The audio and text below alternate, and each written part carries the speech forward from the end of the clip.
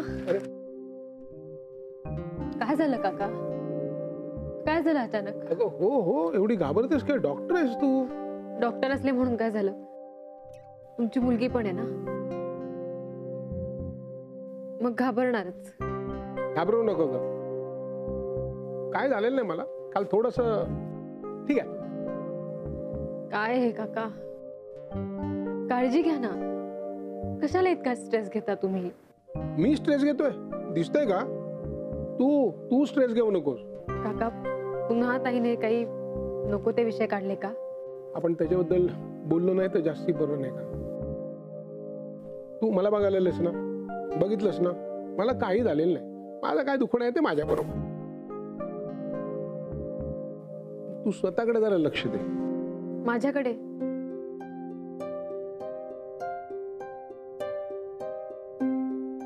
मी बोलू? हो.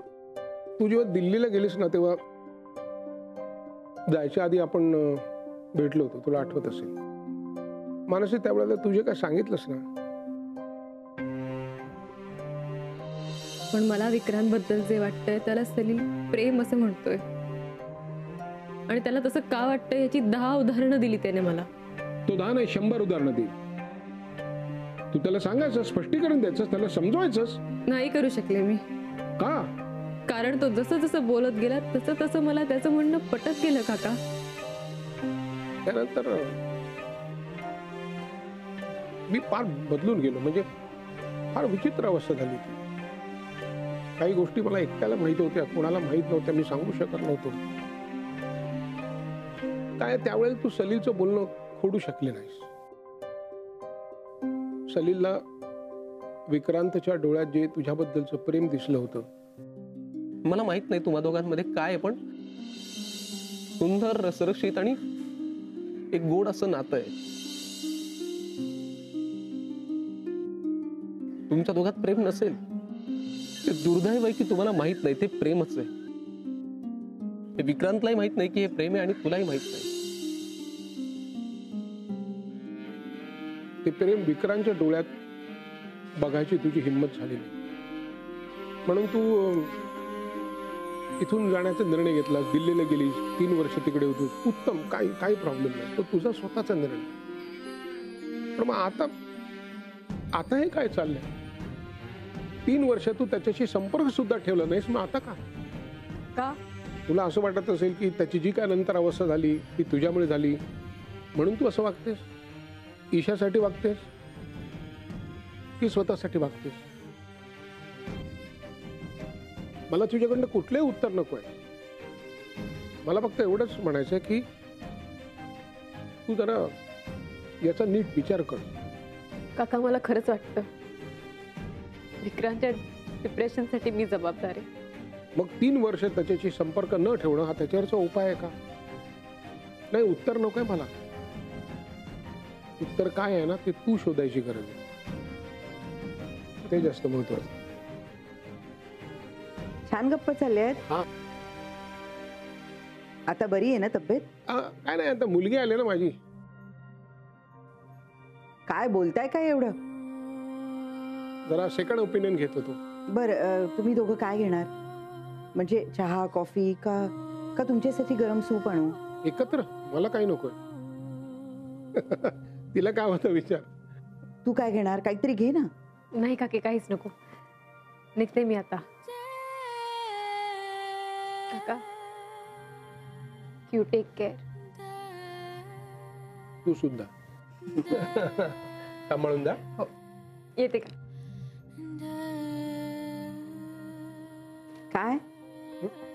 काय म्हणत होती? काय नाही, सेकंड ओपिनियन घेत होतो ते. मानसी, भेटलीस बाबांना? हो, बरे दिसताय. तू क्लिनिकला चाललीस का? मी सोडतो तुला. चालेल, चल. नाही, लगेच नाही, आपण चहा घेऊ आणि मग निघूया. ओके? आई? काय रे, चहा? हो, आणि मानसीलाही हवाय. करते. ईशा कशी आहे? मस्त आहे ती, पण सध्या फोनकडे खूप लक्ष असतं तिचं. काल खूप वाट पाहिली रे तिने तुझ्या फोनची. झोपायलाच तयार नव्हती. सगळे कलरिंग बुक्स, कलर पेन्सिल्स असं मांडून ठेवलं होतं तिने. पुन्हा रचत होती, भरत होती, काही विचारू नकोस. झोप येत होती तिला, पण पठ्ठी झोपायला तयार नाही. सारखं विचारत होती, बाबा कुठे गेला, काय झालं त्याला, त्याने का नाही फोन केला. I am really sorry Mansi. अरे तू मला काय सॉरी म्हणतोयस, मला कळलं काय झालं ते. हा पण तुला ईशा मॅडमला सॉरी म्हणावं लागेल. ग खरं तर मला तिला घट्ट मिठी मारून सॉरी म्हणायला खूप आवडेल, पण पण कसं म्हणू मी तिला. कालच तिने मला फोनवर बोलता बोलता पकडलं होतं. मला त्याचंच खूप टेन्शन आलंय. समजा उद्या जर तिला कळलं की मीच तिचा बाबा म्हणून तिला फोन करतो, तर काय वाटेल तिला, काय रिॲक्ट होईल ती. तिचा माझ्यावरचाही विश्वास जाईल आणि तिच्या बाबांवरचा.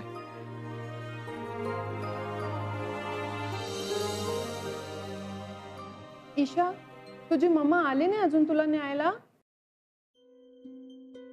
मैडम गेट बंद करने का टाइम हो गया. हाँ, लेकिन ईशा की मम्मा अभी तक आई नहीं है. रुको जरा. मम्मा आएगी, गेट बंद मत करो. ए ईशा, तुला हिंदी कसं आलं ग? कारण सिंगा अंकल माझ्याशी हिंदीत बोलायचे. अरे हो की, तू आणि तुझी मम्मा दिल्लीला राहायचे नाही का? हो, आणि माझे बाबा दिल्लीतच राहतात. अच्छा, ते मला फोन करतात, गोष्ट सांगतात, गप्पा मारतात. Very good. पण काल त्यांनी फोन नाही केला. कामात असतील ते. Okay, no problem. पण विक्रांत काका माझ्याशी बाबासारखाच बोलतो. हो का? हो. मग तू आणि बाबा सेम आहेत का? विक्रांत काका दिल्लीचा बाबा एकच आहे की दोन? सांगा ना टीचर. पण मम्मा का नाही आली? थांब हं, तुझी मम्मा येईल आता. ती बघ आली. हा sorry teacher, thank you. Okay issue, चला टाटा करा टीचरला. बाय. चल. मानसी, 1 मिनिट जरा बोलू शकते का मी? हो ऑफकोर्स, बोला ना.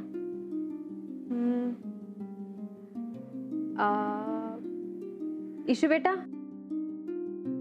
त्या रोजी टीचरला टाटा करून येते. आता ईशा मला एक प्रश्न सारखा विचारत होती.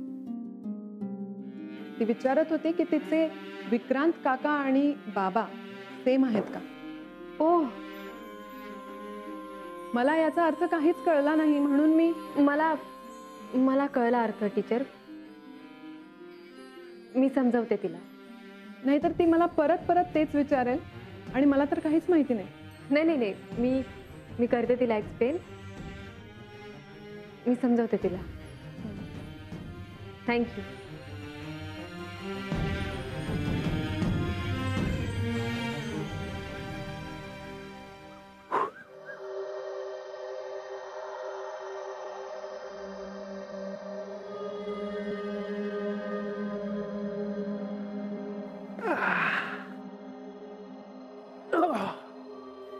थकवा आलाय का बाबा?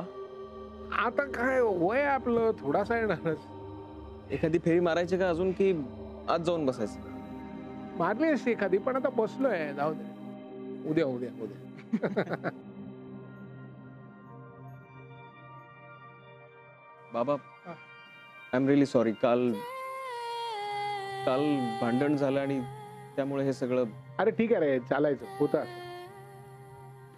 नाही बाबा, पण मला खूप वाईट वाटलं. शब्दाने शब्द वाढत गेला आणि इतकं मोठं भांडण झालं आणि त्याचा तुम्हाला असा त्रास होतो. नको ना आता त्याचा विचार करू. मी सांगतो त्याचा जरा विचार करशील का? कशाचा? काल हे सगळं भांडण का झालं? कारण तू आणि मानसी एकत्र फिरायला गेलात म्हणून, आणि मोनिकाला ते आवडलेलं नाही. बाबा तिला काय आवडतं काही नाही याचा विचार मी का करू? नाही तिच्यासाठी नको करूस, स्वतःसाठी कर. काय तू ईशाचं एवढं सगळं करतोस? हो, कारण ती काही करत नाही ना, आणि मला करायला आवडतं. नाही बरोबर आहे, अगदी बरोबर आहे. तू सगळं करतोस, म्हणजे तिला शाळेत सोडतोस, आणतोस, एक मित्र म्हणून तिच्याशी खेळतोस. हे सगळं तू कोणासाठी करतोस? ऐक ऐक, म्हणजे स्वतःसाठी करतोस, आम्हाला बरं वाटो म्हणून करतोस, का ईशासाठी करतोस? ईशासाठी. मानसी एकटी सांभाळते ना तिला, आणि ईशाच्या आयुष्यात बापाची कमतरता आहे. ती कमतरता फक्त मी भरून काढायचा प्रयत्न करतो. हे बघ, आज ईशा बरोबर मानसी होत, म्हणून तुम्ही तिघे जण फिरायला गेलात, बरोबर? हो. सगळं जर नीट असतं तर ईशा बरोबर कोण फिरायला गेलं असतं? मोनिका ना. म्हणजे तुम्ही तिघे फिरायला गेला असतात ना, पण गेलं कोण? आता काय की ईशा मानसीलाच आपली आई मानते. हो. खरं तर कोण फिरायला जायला पाहिजे? तू, मोनिका आणि ईशा. ऐक ऐक, कारण ईशा ही मोनिकाची मुलगी आहे. मोनिकाने काहीतरी कागदपत्र आणून तू तिचा बाप आहेस हे सिद्ध केलं, म्हणजे पुढे ते असा विचार करू शकते की मी मानसीला कधी रिप्लेस करू शकेन.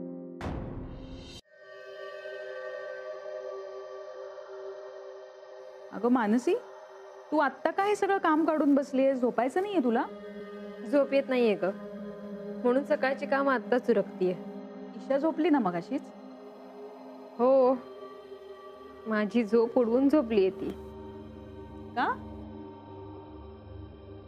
अगं तिने तिच्या टीचरला काय विचारलं माहितीये? दिल्लीतला बाबा आणि विक्रांत काका हे एकच आहेत का? कशी लागणार झोप सांग तू बरं. आणि त्यात तिच्या टीचरने एक टोला हाणलाच. म्हणाली काय ते नीट आणि लवकरात लवकर तिला समजवा, नाहीतर रोज रोज ती मला प्रश्न विचारेल आणि मला काहीच माहित नाहीये. मुळात मला एक कळत नाही, तिने टीचरला हा प्रश्न कसा काय विचारला? शाळेतल्या टीचर्स इतक्या जवळच्या वाटतात का ग मुलांना? हो, असतं तसं. बघ ना, घरामध्ये मुलं सगळं आईचं ऐकतात, ती त्यांच्याकडे लक्ष देते. तसं शाळेत त्यांच्या टीचरशिवाय दुसरं कोणी नसतं ना मोठं. त्यामुळे या बाईंना सगळं कळतं, त्यांना सगळं माहिती आहे असं वाटतं लहान मुलांना. तू आठव ना, तू लहान असताना ना तुझं सुद्धा असंच असणार. खरं आहे ग. तुला सांगू, माझे वडील जेव्हा आजारी पडले ना, तेव्हा माझा भाऊ, सगळ्यात धाकटा भाऊ, शाळेत होता. एकदा त्याच्या बाईंनी मला विचारलं की तुमच्या वडिलांना बरं नाहीये का? मी म्हटलं हो का? तर त्या म्हणाल्या की तुमच्या भावानी मला सांगितलं. म्हणजे त्याला जे काही वाटत होतं पण व्यक्त करता येत नव्हतं, तो ते शाळेत त्याच्या बाईंना जाऊन सांगत होता. सही अगं, मला आत्ता कळतंय ईशाच्या प्रश्नांना उत्तर देणं हे किती मोठं चॅलेंज आहे, आणि मला लवकरात लवकर तिच्या प्रश्नांना उत्तर द्यावी लागणार आहे.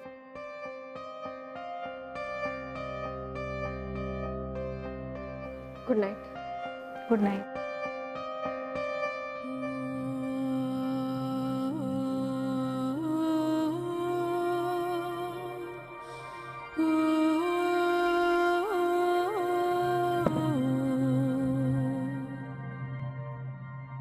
अगं पिल्लू, तू जागी आहेस? झोपली होती ना मगाशी? मम्मा झोप नाही येते मम्मा. का ग राणी? बाबांनी काल पण नाही फोन केला मम्मा. असू दे ग, झोप तू. तो एकदाच का फोन करतो? कारण अगं त्याला तेव्हाच वेळ मिळतो. पण काल त्यांनी फोन नाही केला. मला पण माहित नाही ग. मम्मा तो तुला पण नाही सांगत? बाबा तुझ्याशी कधी बोलतो? त्याला जसा वेळ मिळेल ना तसा बोलतो. का? अगं का म्हणजे काय पिल्लू, तो बिझी असतो ना, खूप काम असतं त्याला ऑफिस मध्ये. मम्मा तो इकडे का नाही येत? अगं मला तिथे ऑफिस मधून सोडत नाही ना, म्हणून. तू कधी येईल आपल्याला भेटायला? येईल हा, लवकर येईल. तू झोप बरं आता. पण मला आता बोलायचंय. इशू उशीर झाला ना पिल्लू, झोप बरं तू आता. मम्मा मला बाबा भेटतच नाही आणि फोन पण नाही करत. मी एक काम करणार आहे. मी बाबाला सांगणार आहे की तो खूप बॅड बॉय सारखं वागतोय, पण आमची ईशा आता गुड गर्ल सारखी वागणार आहे आणि ती आता झोपणार आहे. मग मी बाबाला सांगणार ईशा गुड गर्ल सारखी वागली म्हणून. ठीक आहे? ठीक आहे. चपाचपाग डोळे मिटा, गुड गर्ल.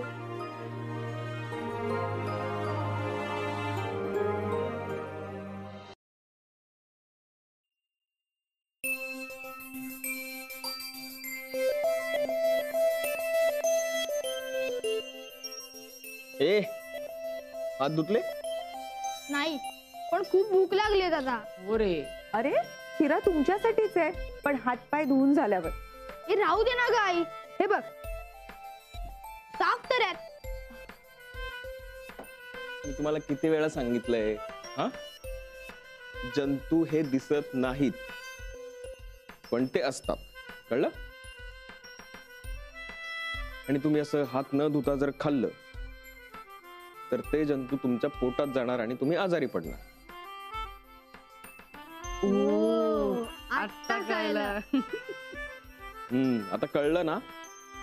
मग पटकन जाऊन लाईफ बॉयने हात धुवून यायचं. पळा पळा पळा.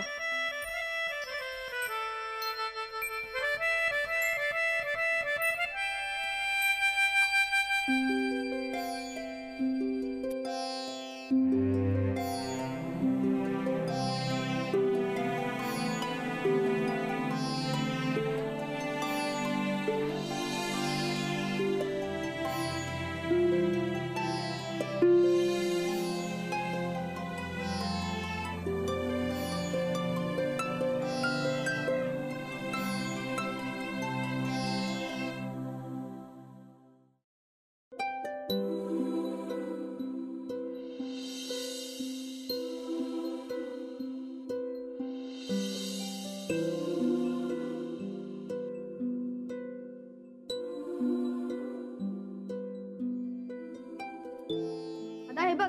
हे बघ, व्हेरी गुड, व्हेरी गुड. ही अशी लाईफ बॉयची सवय लागली ना की आजार पण दूर राहत. येस, आता आम्ही शिरा खाणार, जंतू नाही. गुड. तुम्ही खा, मी निघतो. ओके, चला, बाय बाय. बाय.